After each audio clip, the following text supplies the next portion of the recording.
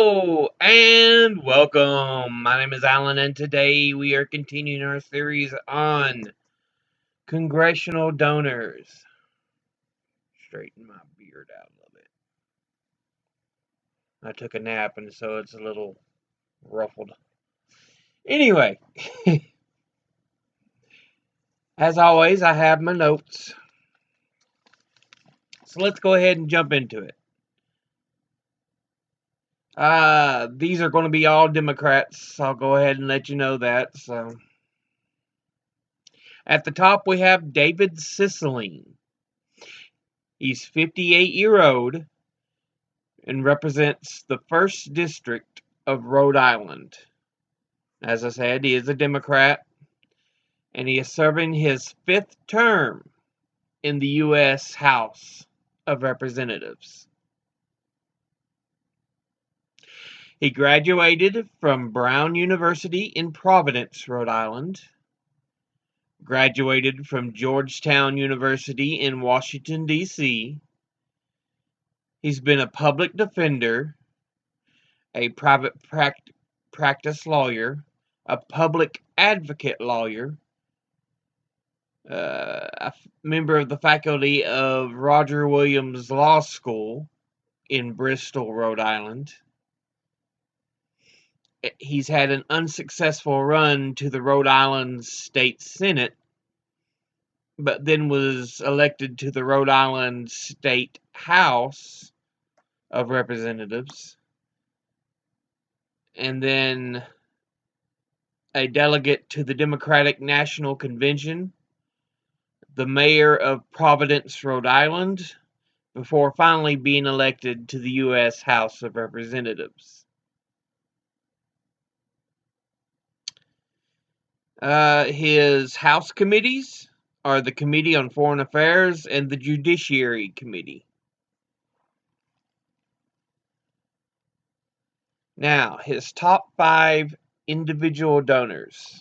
At the top, we have Sheila Doberstein CPAs, an accounting firm that offers professional accounting, auditing, tax, and consulting services to privately held businesses, individuals, and nonprofit organizations, and they are headquartered in San Francisco, California. They donated a total of $16,800. Next is Jana Partners, an investment manager specializing in event-driven investing. Jana engages in traditional shareholder activism and socially responsible investing, and they donated a total of $11,200. Next is the Council of Insurance Agents and Brokers. They are a nonprofit organization that specializes in advocacy services for brokerage firms, and they are based in Washington, D.C. Altogether, they donated $10,000. Next is Operating Engineers Local 57, a union representing 400,000 working men and women in the United States and Canada. The Local 57 represents over 900 heavy equipment operators and mechanics in Rhode Island area, and is headquartered in Johnston, Rhode Island. They donated $10,000. And finally, the United Food and Commercial Workers Union, a labor union representing approximately 13 million workers in the U.S. and Canada in industries including retail, meat packing, food processing and manufacturing, hospitality, agriculture, cannabis, chemical trades, security, textile, and healthcare, and they are headquartered in Washington, D.C. and they donated a total of $10,000. That brings us to his top 5 industry donors. From the top, we have retired, who altogether donated $60,550. Next is building trade unions, who donated a total of $28,500. Then securities and investment, which donated a total of $27,400. Then transportation unions, which donated a total of $25,500. And finally, lawyers and law firms, which donated a total of $24,604. And once again, that was David Cicilline for Rhode Island. Now, we have Gil Cisneros. He is 48-year-old and represents the 39th District of California. He is a Democrat and serving his first term in the U.S. House. He graduated from George Washington University in Washington, D.C., graduated from Regis University in Denver, Colorado, graduated from Brown University in Providence, Rhode Island, was a member of the U.S. Navy, a corporate manager, a nonprofit executive, before finally being elected to the U.S. House of Representatives. His House committees are the Committee on Armed Services and the Committee on Veterans Affairs. That'll bring us to his top 5 individual donors. At the top, we have Democracy Engine. It is a web-based platform for organizations that fundraise for candidates and causes, and altogether they donated $25,235. Next is PAC to the Future, a political action committee connected to Nancy Pelosi and based in San Francisco, California. They donated a total of $20,000. Next is Savitsky Satin Satin et al. Savitsky Satin Bacon and Bucci are business management consultants that were recently purchased by National Financial Partners, and they are headquartered in Los Angeles, California. Okay, and they donated a total of $16,800. Next is AmeriPAC, the Fund for a Greater America, a political action committee that operated by Democratic members of Congress, and they donated a total of $15,000. Finally, we have Gilbert and Jackie Cisneros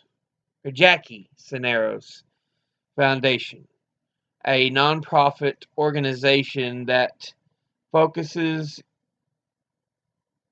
in the areas of college readiness, awareness efforts, and individual funding. They are based in Los Angeles, California. Altogether, they donated $11,200. That'll bring us to his top 5 industry donors. At the top is Leadership PACs, which altogether donated $111,100. Then the Retired, which donated $75,586 altogether. Then Candidate Committees, which donated $56,375 altogether. Then Democratic Liberal Groups, which donated $44,157. And finally, Business Services, which donated $33,157. And once again, that was Gil Cisneros of California. That'll bring us to Catherine Clark. She is 56-year-old and represents the 5th District of Massachusetts. She is a Democrat, and she is serving her 4th term in the U.S. House of Representatives. She graduated from St. Lawrence University in Canton, New York. Graduated Cornell University in Ithaca, New York. Graduated the John F. Kennedy School of Government at Harvard University in Cambridge, Massachusetts. Was a private practice lawyer, a lawyer for the Colorado District Attorney's Council. She was the general counsel for Massachusetts State Office of Child Care Services. She was in the policy division. She was the policy division chief for the Office of the Attorney General of the state of Massachusetts. She was a federal court clerk, a prosecutor for the Office of the Attorney General for the state of Colorado, member of the Melrose, Massachusetts School Committee, member of the Massachusetts State House of Representatives, member of the Massachusetts State Senate, before finally being elected to the U.S. House of Representatives. That'll give us her House committees, which the only one we have is the Committee for Appropriations. Now, her top 5 individual donors. At the top, we have J Street PAC. Political Action Committee for J Street. Altogether, they donated $15,900. And of course, J Street itself is the organization to settle the Palestinian-Israeli conflict peacefully.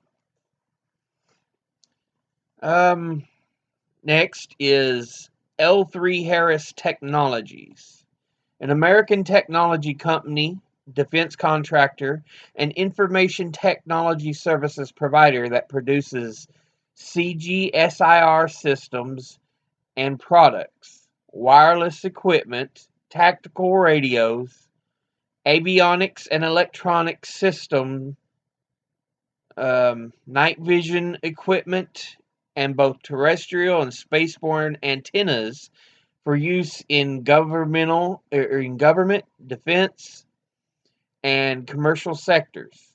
They are headquartered in Melbourne, Florida.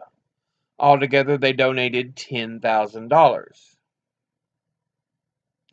Next is the Operating Engineers Union, a union representing 400,000 working men and women in the U.S. and Canada. Altogether, they donated $10,000.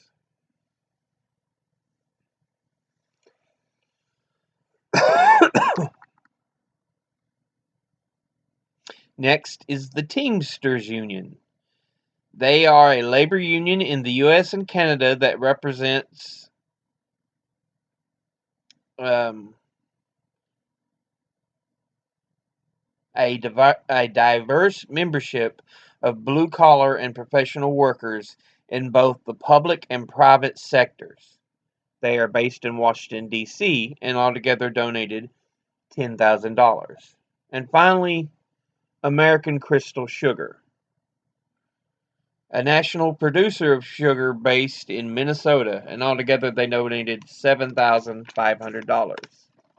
That'll bring us to her top 5 industry donors. At the top, retired, altogether donated $84,216. Then pharmaceuticals and health products, who altogether donated $48,268. Then securities and investment, who altogether donated $43,325. Then lawyers and law firms, who altogether donated $43,025. And finally, lobbyists, who altogether donated $36,350. Once again, that was Catherine Clark of Massachusetts. Next is Yvette D. Clark. She is 55-year-old and represents the 9th District of New York. She is a Democrat, and she is serving her 7th term in the U.S. House of Representatives. She attended Oberlin College in Oberlin, New York, was a child care specialist, staff for State Senator Velmanette Montgomery,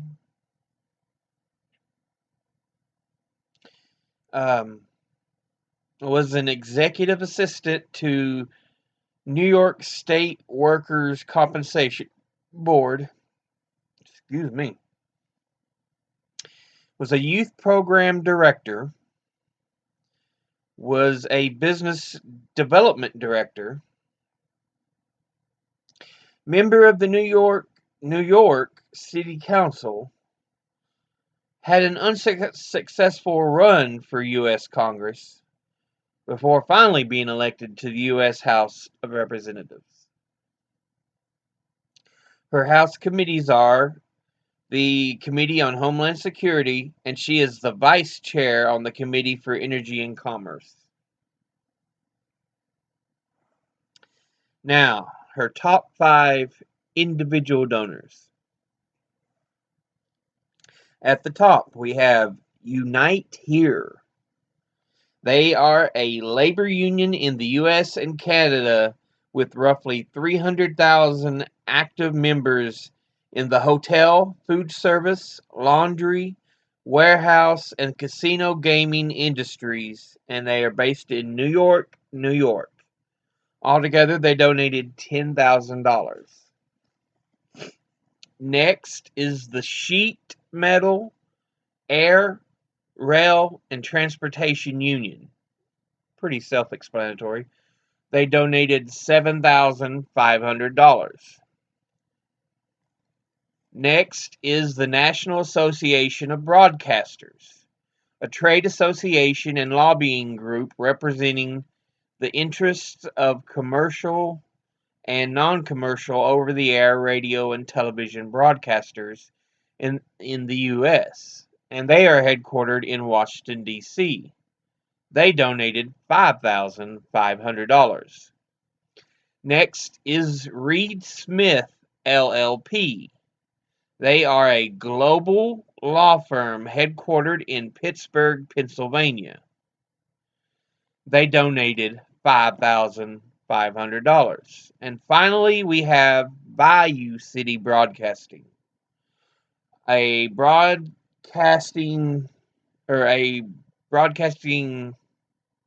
company founded in December of 2007 and owned by Duane McCoy, based in The Woodlands, Texas. And they donated $5,352. That'll bring us to her top 5 industry donors. From the top, we have health professionals, who altogether donated $41,500. Next, TVs, movies, and music, which altogether donated $30,352. Next, leadership PACs, which altogether donated $26,500. Next is pharmaceuticals and healthcare products, which altogether donated $24,000. And finally, lawyers and law firms, which altogether donated $23,250. And that was Yvette D. Clark of New York. That brings us to our final member of we're going over today, which is William L. Clay Jr. He's 63-year-old and represents the 1st District of Missouri.